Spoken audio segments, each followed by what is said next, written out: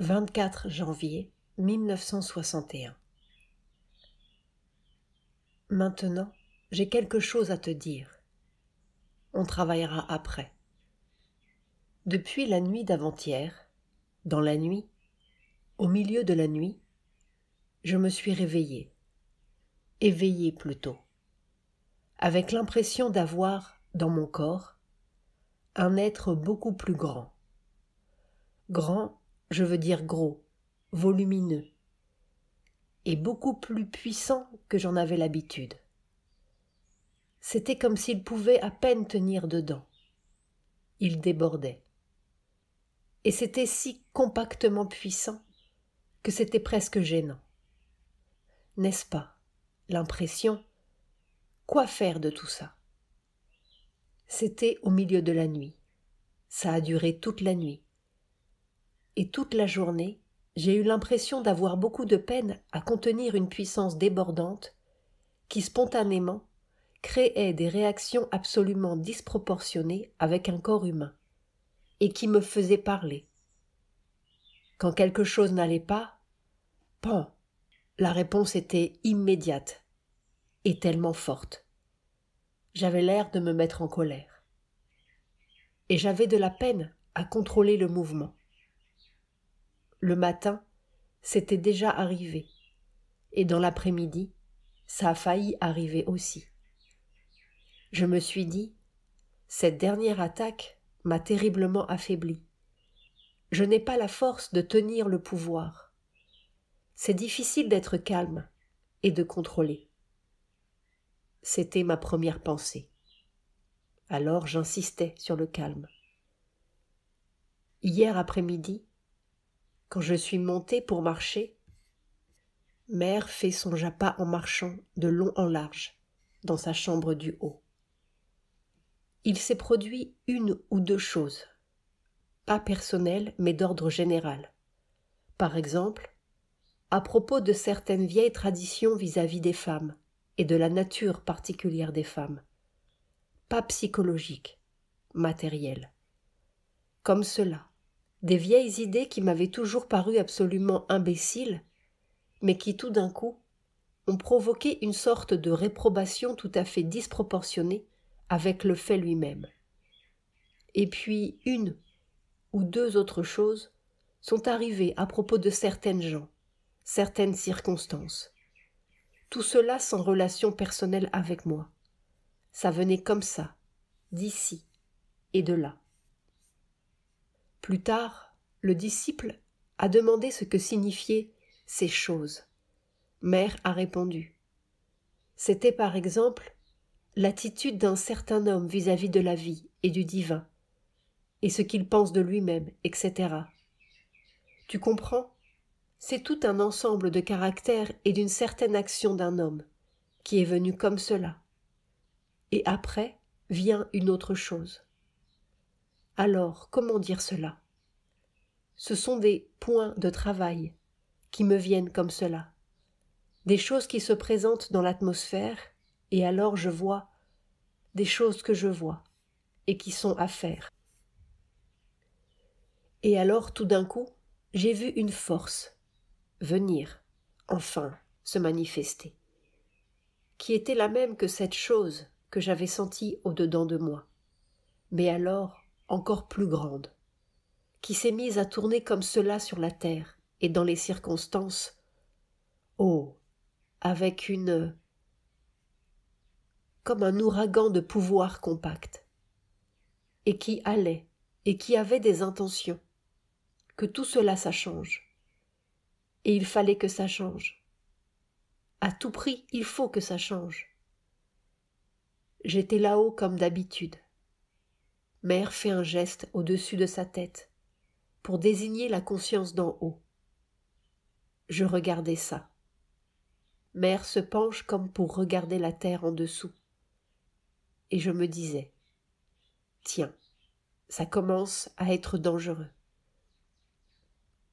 Si ça continue comme cela, ça finira par une guerre, ou une révolution, ou une catastrophe, un raz-de-marée ou un tremblement de terre. Alors j'ai essayé de ramener la conscience la plus haute, celle de la sérénité parfaite. Et surtout je voyais. C'était celle qui a reçu pour mission de transformer la terre au moyen du supramental, de la force supramentale, en évitant autant que possible toutes les catastrophes. Faire l'œuvre d'une façon lumineuse et harmonieuse, autant que la terre peut le permettre, même au besoin, en allant moins vite. C'était cela l'idée, et j'ai essayé de contrebalancer cette espèce de tourbillon-là avec ça.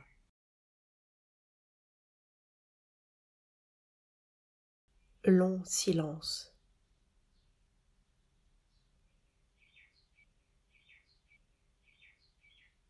Je dois dire que après cela, quand j'ai lu le secret du Veda comme je le fais tous les soirs, je suis très en contact avec tout ce monde védique depuis que je lis ce livre.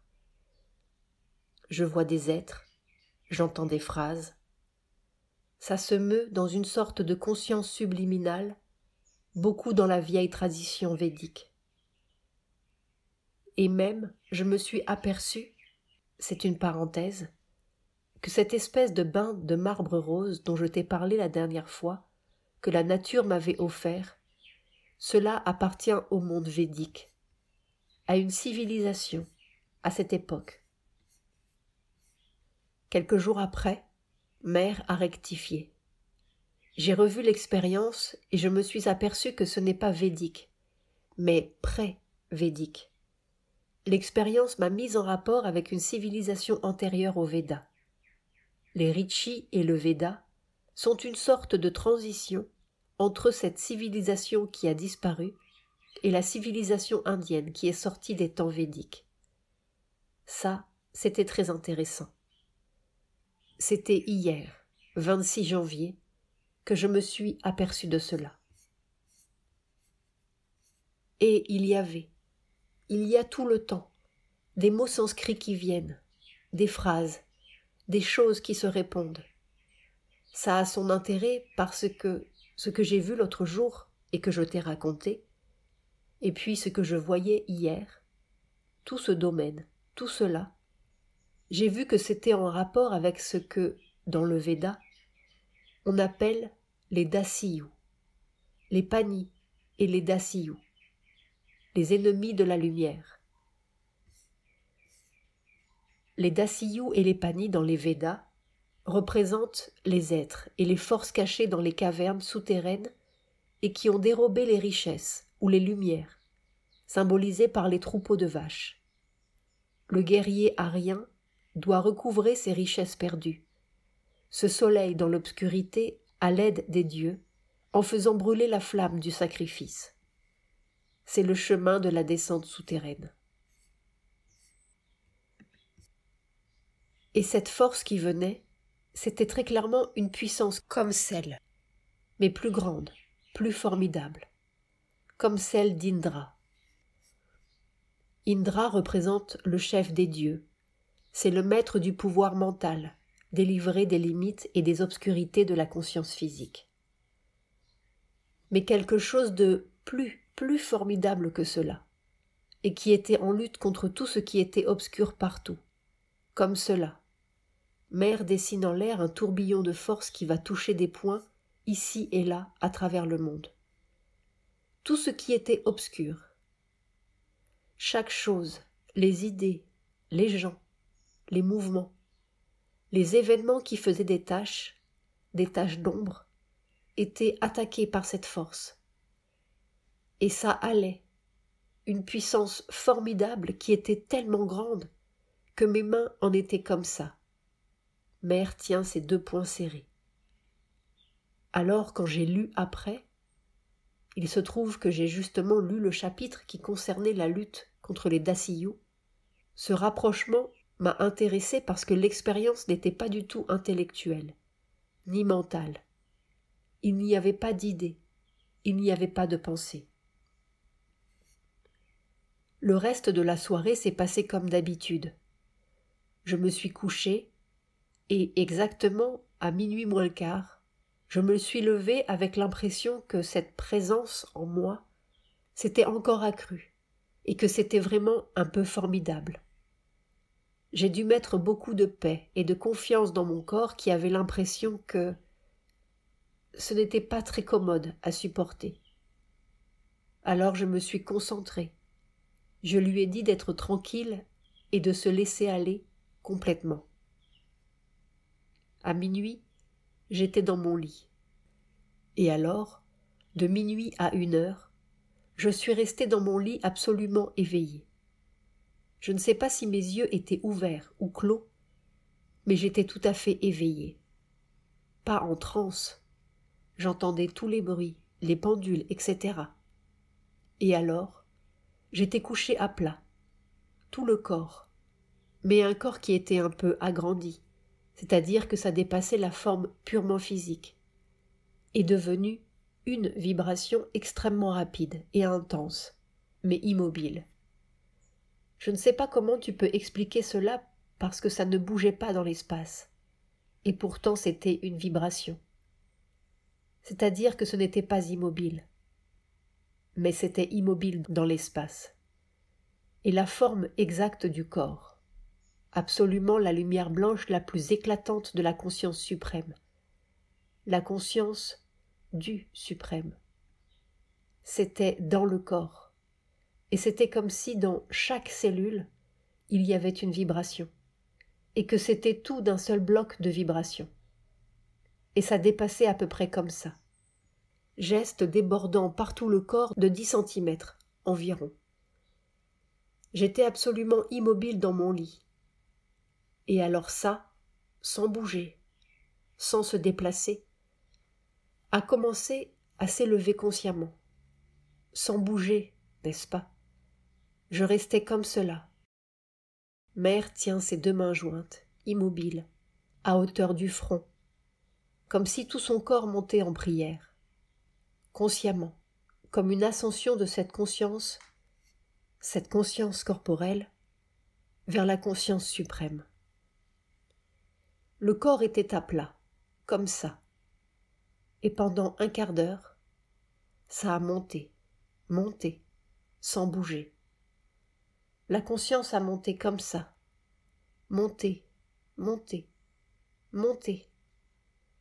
jusqu'à ce que la jonction s'est faite. Une jonction absolument éveillée, consciente, pas de transe. Et alors la conscience est devenue la conscience une, parfaite, éternelle, hors du temps, hors de l'espace, hors du mouvement, hors de tout, dans une, je ne sais pas, une extase, une béatitude, quelque chose d'innommable. Silence. C'était la conscience du corps. Cette expérience-là, je l'ai eue en extériorisation et en transe. Mais cette fois-ci, c'était le corps, la conscience du corps. C'est resté comme cela pendant un certain temps. J'ai su que c'était 1/4 d'heure à cause de la pendule qui a sonné. Mais n'est-ce pas, c'était tout à fait hors du temps. C'était une éternité. Et alors, avec la même précision, le même calme, la même conscience voulue, claire et concentrée, absolument rien de mental, j'ai commencé à redescendre. Et à mesure que je redescendais, je me suis aperçue que toute cette difficulté avec laquelle je me battais l'autre jour et qui a créé cette maladie, absolument terminée, annulée. La maîtrise. Pas même maîtrise, n'est-ce pas? L'inexistence de quoi que ce soit qu'il y ait à maîtriser. Simplement la vibration, du haut en bas. Et il n'y avait plus ni haut, ni bas, ni tout ça. Ça a duré comme cela. Et alors, après cela, lentement, toujours sans bouger, tout est rentré dans chacun des différents centres de l'être. Ah, j'ouvre une parenthèse pour dire que ce n'était pas du tout la montée d'une force comme la montée de la Kundalini. Ça n'avait rien à voir avec cela. Absolument rien à voir avec la Kundalini et les centres. Ce n'était pas du tout cela. Mais en redescendant, c'est comme si, sans quitter cet état-là, sans quitter cet état qui est resté conscient tout le temps, cette suprême conscience a commencé à remettre en mouvement ou en activité les différents centres. Ici d'abord, Mère touche le centre au-dessus de la tête, puis là, là, là. Mère touche le sommet de la tête, le front, la gorge, la poitrine, etc. À chacun, il y avait une pause, en ce sens que cette nouvelle réalisation organisait tout ce qui était là. Elle organisait et prenait les décisions nécessaires, même en détail, quelquefois de tout petits détails, comme ce qu'il faut faire dans ce cas-ci, ce qu'il faut faire dans ce cas-là. Tout ça ensemble, d'un seul coup, pas l'un après l'autre, entièrement vu ensemble, d'un seul coup. C'est descendu. Il y a des choses que j'ai notées. C'était très intéressant. C'est descendu comme cela de plus en plus, de plus en plus, de plus en plus, jusqu'en bas. Et tout est resté en même temps, simultané. Et en même temps, cette conscience suprême organisait séparément. Plus tard, Mère a ajouté le commentaire suivant. Toutes les expériences ont pris place l'une après l'autre. Mais la nouvelle ne supprimait pas la précédente. La conscience, cette unité suprême que j'ai eue, est restée tout le temps, jusqu'à la fin, même quand les autres centres s'éveillaient. Et chaque centre qui s'éveillait, c'était une sorte d'addition. Mais cela n'enlevait rien de ce qui était avant. Alors, à la fin, tout a été simultané. Une sorte de conscience globale, totale et simultanée, de tout. N'est-ce pas, en montant, on est obligé de dire monter, descendre, parce que autrement, on n'arrive pas à s'entendre. En montant, pour atteindre cette conscience suprême, tout le reste était annulé. Il n'y avait plus que cela. Quand cette conscience suprême a été réalisée, elle est restée tout le temps, d'une façon permanente, jusqu'à la fin. Ça n'a plus bougé. Mais tout en restant, les autres centres ont commencé à s'éveiller l'un après l'autre. Et chaque centre qui s'éveillait prenait sa place et ne supprimait rien, ni de ce qui était avant, ni de ce qui allait venir, si bien que quand je suis arrivée au bout, le tout était ensemble, simultané. C'est cette conscience suprême. Notons que le disciple avait demandé à Mère si cette conscience suprême était la conscience nouvelle. Mère a répondu « Pas nouvelle. On ne peut pas dire nouvelle. Conscience suprême. » Toute cette expérience et l'insistance de Mère sur le fait que tout cela s'est passé sans bouger, contrairement à l'expérience de l'ascension de la Kundalini, nous laisse penser que c'est la conscience supramentale au fond des cellules qui a en quelque sorte émergé de son enfouissement et traversé toutes les couches, jusqu'à ce que la jonction soit faite avec la conscience corporelle la plus matérielle. Cette réorganisation descendante s'est terminée exactement à 1h, quand la pendule a sonné 1h. Et alors, à ce moment-là, j'ai su qu'il fallait entrer en transe pour que le travail soit parfait. Mais jusque-là, j'étais absolument éveillée. Alors j'ai coulé dans la transe. Et de cette transe, je suis sortie à 3h du matin, 2 heures après. Et pendant ces 2 heures, j'ai vu, alors avec cette nouvelle conscience, une nouvelle vision. Et surtout un nouveau pouvoir. J'ai eu la vision de tout le travail, tous les gens, toutes les choses, toutes les organisations, tout. Et c'était différent en apparence. Mais ça, c'est seulement parce que les apparences dépendent des nécessités du moment. Mais c'était surtout différent en pouvoir. Ça, considérable. Considérable. C'était le pouvoir qui n'était plus le même. Mère a rajouté plus tard. Le pouvoir qui agissait n'était plus le pouvoir qui agissait avant. Et vraiment, un changement essentiel dans le corps. Je vois qu'il faudra qu'il s'habitue, qu'il s'accoutume à ce nouveau pouvoir. Mais enfin, essentiellement, le changement est accompli. Ce n'est pas, c'est loin, très loin d'être le changement final. Il s'en faut de beaucoup. Mais on peut dire, c'est la présence consciente et totale de la force supramentale dans le corps. Silence. Tout cela, je me le suis dit.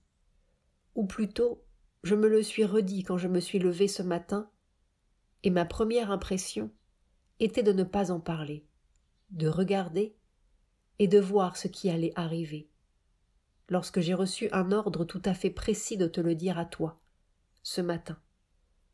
Il fallait que ce soit noté tel que ça s'était passé, pour que ce soit gardé exactement comme ça. Voilà. Alors maintenant, dans ce corps, il y a très clairement pas seulement une certitude, une espèce de sensation, c'est feeling, qu'une certaine toute-puissance n'est pas loin, que bientôt, quand il verra, n'est-ce pas, il n'y a plus qu'un il avec un i majuscule dans toute cette affaire. Il n'y a ni il, ni elle, ni verra que telle chose doit être. Automatiquement ce sera. C'est encore un long, long chemin. Mais le premier pas est sur la route. Voilà. Peu après, à propos de l'épidémie de grippe qui sévit. Il y a une épidémie terrible dans le pays, une triple épidémie. Tu as un domestique qui vient chez toi? Personne n'est malade dans sa famille? Parce que voilà ce qui se passe. Ils ne veulent pas perdre ni leur place, ni leur travail, ni leur argent. Alors ils ne préviennent pas. Ils ont la variole, la rougeole ou la varicelle, et ils ne prennent aucun soin, ni de se laver, ni de changer de vêtements. Ils arrivent et vous apportent ça naturellement. Alors les cas se multiplient et se multiplient. Justement, je voulais dire à Pavitra qu'il fasse attention à ce petit bougre, que déjà en temps ordinaire je n'aime pas voir circuler ici. C'est curieux comme ça salit l'atmosphère. Oh, on ne peut pas se figurer. Presque tous. Presque tous. Ce n'est pas du tout la même chose qu'en Europe, ou dans les pays d'Occident ou en Amérique. Au fond, tous ces gens, dans tous les autres pays, sont faits de la même substance que nous. Mais ici, ce n'est pas cela. Parce que pendant des siècles, ça n'a plus bougé. Par exemple, un brahmane restait toujours un brahmane. Un kshatriya était toujours un kshatriya. Et tous les serviteurs étaient des kshatriyas. Ça restait en famille, comme cela. C'est-à-dire que dans chaque caste, c'étaient les gens de la caste, généralement un parent pauvre, qui étaient serviteurs. Ce n'était peut-être pas très joli au point de vue social, mais au point de vue atmosphère, c'était très bien. Et c'est l'invasion musulmane d'abord, mais surtout anglaise, qui a changé cela. Mais, n'est-ce pas, les Anglais n'ont jamais été servis que par des parias. Et parias, c'est nous, les Européens, qui les avons appelés comme cela. Mais les parias, ce n'était pas cela. On n'était pas paria de naissance, on était paria d'habitude. J'ai étudié le problème de très près, parce que quand on vient d'Europe, on vient avec toutes les idées européennes. On ne sait rien, on ne comprend rien aux choses. Mais j'ai été en contact tout de suite avec ces gens. J'ai été en contact avec des serviteurs brahmanes et avec des serviteurs parias. Et alors, je ne le savais pas. Je ne savais pas que les uns étaient brahmanes et les autres parias. On ne m'avait rien dit. Cela dépendait des gens avec qui j'étais et des endroits où j'allais. Mais le contact, l'atmosphère, Mère fait le geste de palper quelque chose de très concret. Tu sais, je n'avais même pas besoin de les toucher physiquement. C'était tellement différent que j'ai dit à Sri Aurobindo. Mais enfin, qu'est-ce que c'est que ça? Alors c'est lui qui m'a tout expliqué. N'est-ce pas, ces gens, originellement, étaient ceux qui prenaient leur joie, leur plaisir, dans la saleté, dans le mensonge, dans le crime, dans la violence, dans le vol. C'était pour eux une joie. Et ils avaient des castes. Il y a une caste de brigands, ici encore. Je suis allé dans leur village pour voir. Une caste de brigands, des gens qui ont toujours un poignard. Et pour eux, le plus grand plaisir est de jouer du poignard. Voler, pas tant par besoin que par plaisir. Et alors, sale. Ayant l'horreur de la propreté. L'horreur. Et qui, par délice, disent des mensonges comme cela, même au besoin en se contradisant dans le même quart d'heure, pour le plaisir de dire des mensonges. Ça fait une atmosphère comme ça, qui se touche. Mère palpe l'atmosphère.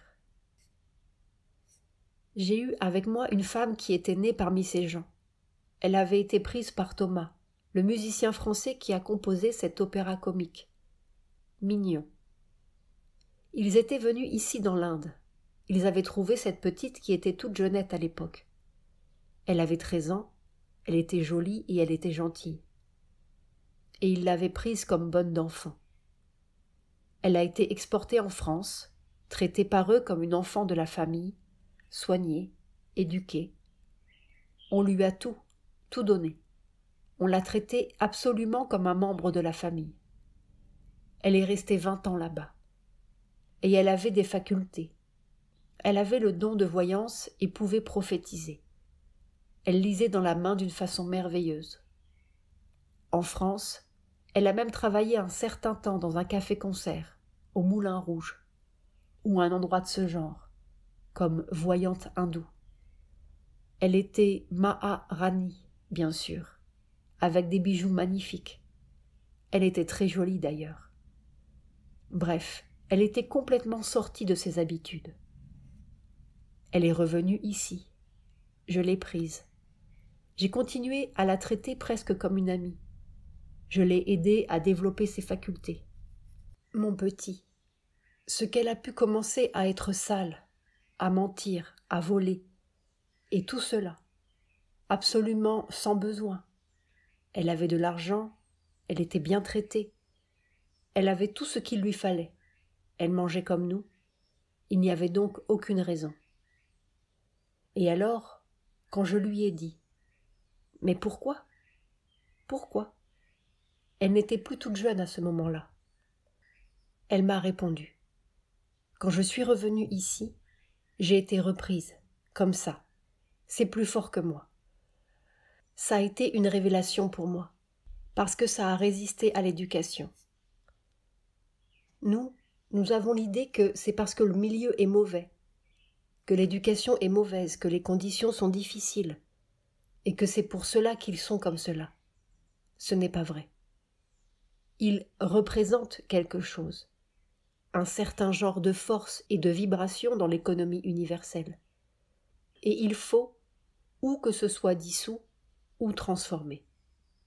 Transformé, ça c'est peut-être. Ça disparaîtra peut-être avec les forces adverses. Ça disparaîtra peut-être quand tout sera transformé. Je ne sais pas quand.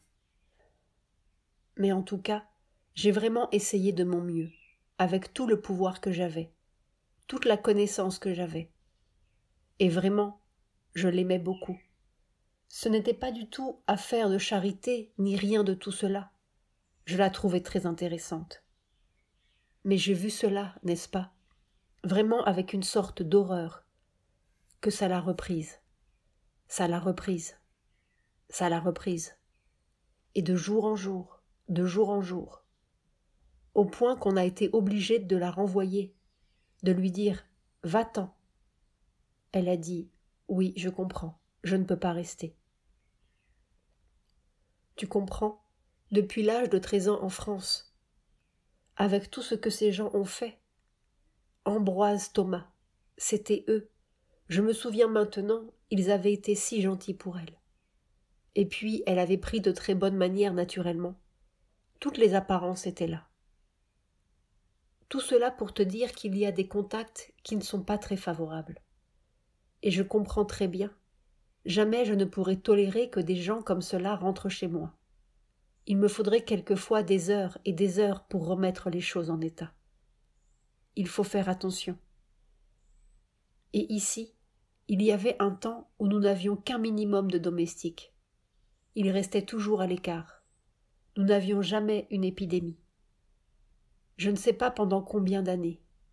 Des années et des années pendant que Sri Aurobindo était là, nous n'avions jamais un cas d'épidémie. Ça a commencé quand les gens sont venus avec des enfants. Ils ont amené nécessairement des domestiques. Ils sont allés au bazar et même au cinéma, et ceci et cela. Alors tout est venu. Mais maintenant, la situation est mauvaise. Il y a quelque chose comme 30 cas de rougeole, 4 ou 5 cas de petite vérole, et nous avons eu de la varicelle. Il faut faire attention. J'ai besoin que tu sois bien portant. Autrement, on sera obligé de tout arrêter. Il y a des endroits comme ça. Tout d'un coup, tout s'est arrêté. Plus d'école, plus de poste, plus de chemin de fer. Je me souviens, il y avait un pauvre petit village au Japon où ils ont eu une épidémie d'influenza, la première. Ils ne savaient pas ce que c'était, et tout le village était malade. C'était en hiver. Le village était entouré de neige et plus de communication avec l'extérieur. La poste n'y allait qu'une fois tous les 15 jours. Le facteur est arrivé, tout le monde était mort, enterré sous la neige. J'étais là, au Japon, quand c'est arrivé. Ça faisait un petit vallon, comme ça, de neige. Plus personne.